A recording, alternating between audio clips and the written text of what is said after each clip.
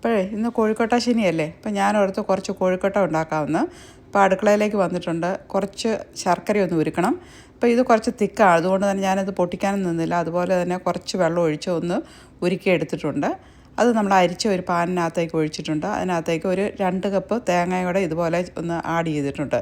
ഇനി ഇതിനകത്ത് കുറച്ച് ഏലക്ക പൊടിച്ച് ചേർക്കണം. അതിൻ്റെ തൊണ്ട് മാറ്റിയിട്ടുണ്ട്, അല്ലെങ്കിൽ നമ്മളത് കഴിക്കുമ്പോൾ ചിലപ്പം കടിക്കും. അതുകൊണ്ടാണത് മാറ്റിയത് കേട്ടോ. അല്ലാതെ അതിൻ്റെ കൂട്ടത്തിൽ പിന്നെ കുറച്ച് ജീരകം കൂടെ ചേർത്തിട്ടുണ്ട്, അതും പൊടിച്ചാണ് ചേർത്തിരിക്കുന്നത്. ഇപ്പം നമുക്ക് അതിൻ്റെ ഫില്ലിങ് റെഡി ആയിട്ടുണ്ട്.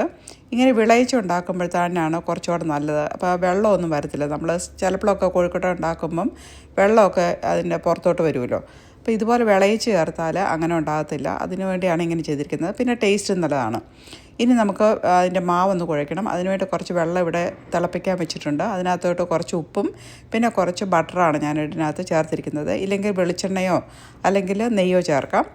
ഇത് തിളച്ച് വന്നിട്ടുണ്ട്. ഈ സമയത്ത് ഞാനൊരു 2 കപ്പ് അരിപ്പൊടി, വറുത്ത അരിപ്പൊടിയാണ്, അപ്പം ഇടിയപ്പം ആ പൊടിയുണ്ടല്ലോ അതാണ് എടുത്തിരിക്കുന്നത്. ഞാൻ യൂഷ്വലി ഉപയോഗിക്കുന്ന ഡബിൾ ഹോഴ്സിൻ്റെ പൊടിയാണ്, അപ്പം ഇടിയപ്പം പൊടി. അപ്പോൾ അതിൻ്റെ പ്രൊമോഷനൊന്നുമല്ല, എനിക്കതാണ് കുറച്ചുകൂടെ ഇഷ്ടം, അതുകൊണ്ടാണ് അതെടുത്തിരിക്കുന്നത്. അപ്പോൾ ഇതെല്ലാം നന്നായിട്ട് കുഴച്ച് വെച്ചിട്ടുണ്ട്. കുറച്ച് സമയം ഒന്ന് മൂടി വെച്ചു. അതിന് ചൂടാറി കഴിഞ്ഞപ്പോഴത്തേനും കൈ കൊണ്ട് നമ്മളൊന്ന് തിരുമ്മി ഒന്ന് ഇളക്കിയെടുത്തിട്ടുണ്ട്. ഇനി നമുക്കത് കോഴിക്കോട്ട ഉണ്ടാക്കാൻ തുടങ്ങാം. നമ്മുടെ കയ്യിൽ ഒരു കുറച്ച് ഓയിലോ എല്ലാം തോത്ത് കഴിഞ്ഞാൽ നമുക്കിങ്ങനെ ഉരുട്ടിയെടുക്കാൻ എളുപ്പമാണ്.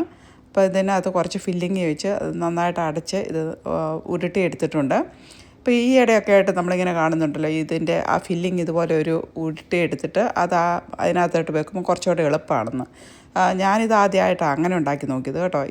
അതുപോലെ തന്നെ മാവ് എടുക്കുമ്പോൾ നമ്മളൊരു കുറച്ച് മാവ് എടുത്തു കഴിഞ്ഞാൽ നല്ല തിന്നായിട്ട് അത് പരത്തി അതിനകത്ത് നമുക്ക് ആവശ്യത്തിനുള്ള ഫില്ലിങ് വെക്കാനും പറ്റും. ടേസ്റ്റും കൂടുതലായിരിക്കും. അപ്പോൾ ഇതെല്ലാം നമ്മൾ ആവി കയറ്റാൻ വെച്ചിട്ടുണ്ട്.